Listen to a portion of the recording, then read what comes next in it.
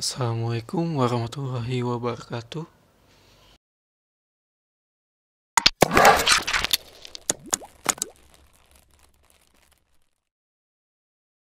Nama saya Argo Andika Nugroho, NIM 180301514, mata kuliah Analis dan Strategi Algoritma, kelas 6E. Di sini saya akan membahas rekursif. Rekursif adalah salah satu konsep paling dasar dalam ilmu komputer, dan pemrograman adalah pengguna fungsi sebagai abstraksi untuk kode-kode yang digunakan berulang kali. Pendekatan ilmu komputer dengan matematika juga menyebabkan konsep-konsep fungsi pada matematika seringkali dijumpai pada rekursif ini ya. Salah satunya konsep fungsi pada matematika yang ditemui pada ilmu komputer adalah fungsi rekursif, sebuah fungsi yang memanggil dirinya sendiri. Oke. Kode berikut memperlihatkan contoh fungsi rekursif untuk menghitung hasil kali dari dua bilangan. Def, misalnya ada A dan B. Jadi, return A jika B sama dengan 1. Apa itu maksudnya? Jadi, A, nilai A itu ditambah kali A. Nah, B-nya itu dikurang 1. Jadi, bagaimana cara fungsi rekursif ini? Sederhananya itu selama nilai B bukan 1, fungsi akan terus memanggil nilai A. Plus kali A, B kurang 1, yang tiap tahapnya memanggil dirinya sendiri sambil mengurangi nilai B. Ya, 2 sama 4. Nah, 2 ditambah kali 2. Nah, 2 itu memanggil 2 lagi. Di 2 terus ininya 3. Kenapa 3? Karena B dikurang 1. 4 dikurang 1 jadi 3. Ya, jadi 2 ditambah 2, 3. Terus lagi 2 ditambah 2 tambah 2 tambah selanjutnya lagi 2 ditambah 2 tambah kali 2. Nah itu kenapa itu? 2 ditambah 2 memanggil 2 yang tadi di atas itu. Nah yang di atas itu memanggil 2 nya lagi, 2 yang A itu. Jadi 2 ditambah 2 kali 2 nya itu memanggil dirinya sendiri yang si A. Nah kenapa yang terakhir itu 2? Karena ini inputan B itu dikurang 1, jadi 3 dikurang 1 dan seterusnya, dan menghasilkan 2 tambah 6 sama dengan 8. Oke, ini fungsi rekursif faktorial. Sebelum melakukan penambahan program, melakukan pemanggilan fungsi rekursif terlebih dahulu sampai rekursif mengembalikan nilai pasti. Setelah menghilangkan semua pemanggilan fungsi, menambahkan baru dilakukan mulai dari nilai kembali. Nilai fungsi yang paling terakhir, mari kita lihat nih ya. Def faktorial. Nilai faktorialnya n. Return n jika n sama dengan 1. Kenapa itu? Jadi n dikali faktorial n kurang 1. Jadi n memanggil dirinya sendiri si n, tapi dikurangi 1. Contohnya nih, kita lihat pada faktorial 5 difaktorialin menjadi 5 kali faktorial 5 kurang 1 jadi 4.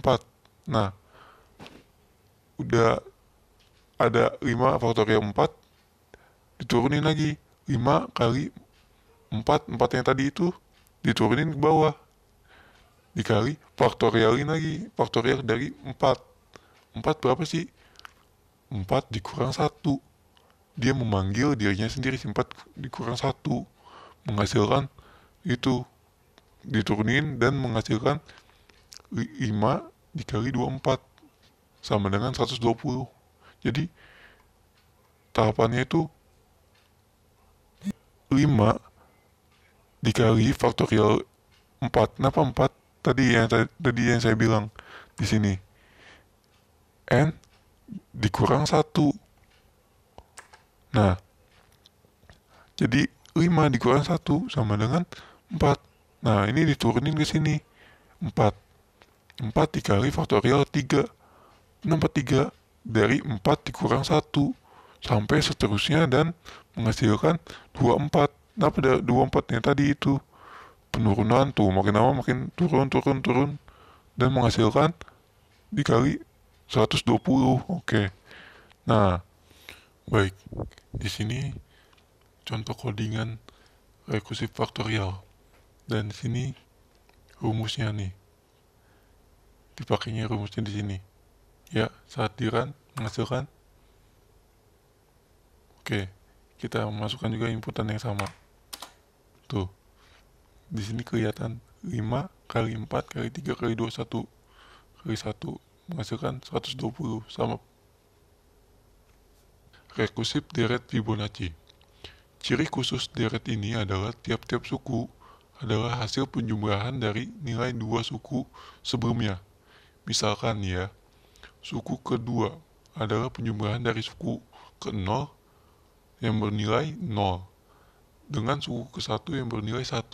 Jadi, suku kedua adalah sama dengan 1. Kenapa 1? Tadi suku ke-0 nya bilangannya 0. Suku ke-1 berjumlah 1. Nah, di sini untuk mencari Fibonacci kelima. Nih, Fibonacci kelima berarti bilangan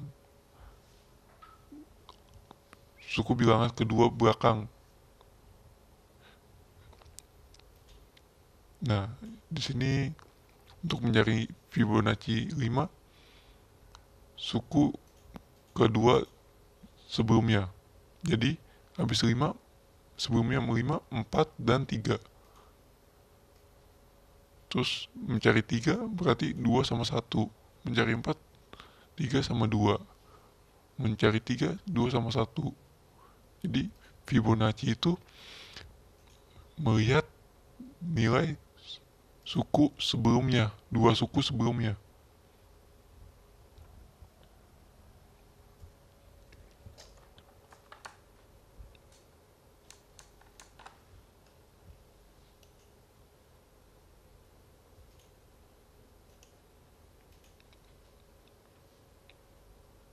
Oke. Ini codingan, contoh codingan rekursif Fibonacci. Jadi sudah jelas ya di sini. Dia bilangan itu diinputkan dalam huruf I. I sama dengan 1. Jadi I memanggil sama dengan 1. Fibonacci misalnya.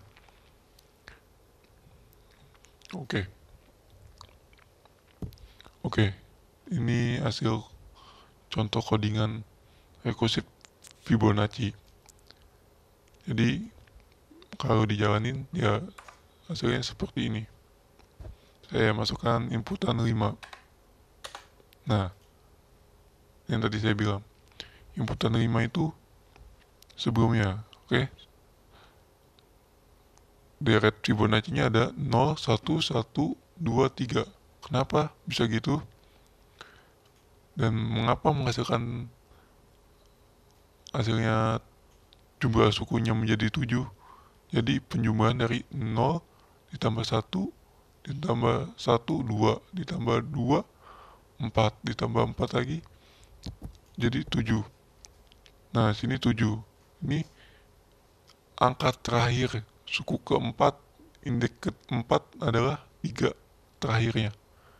Jadi dia itu dimasukin jadi nilainya 3. Jumlah sukunya jadi 7. total semuanya. Ya, sekian dari saya, kurang lebihnya kurang lebihnya mohon dimaafkan.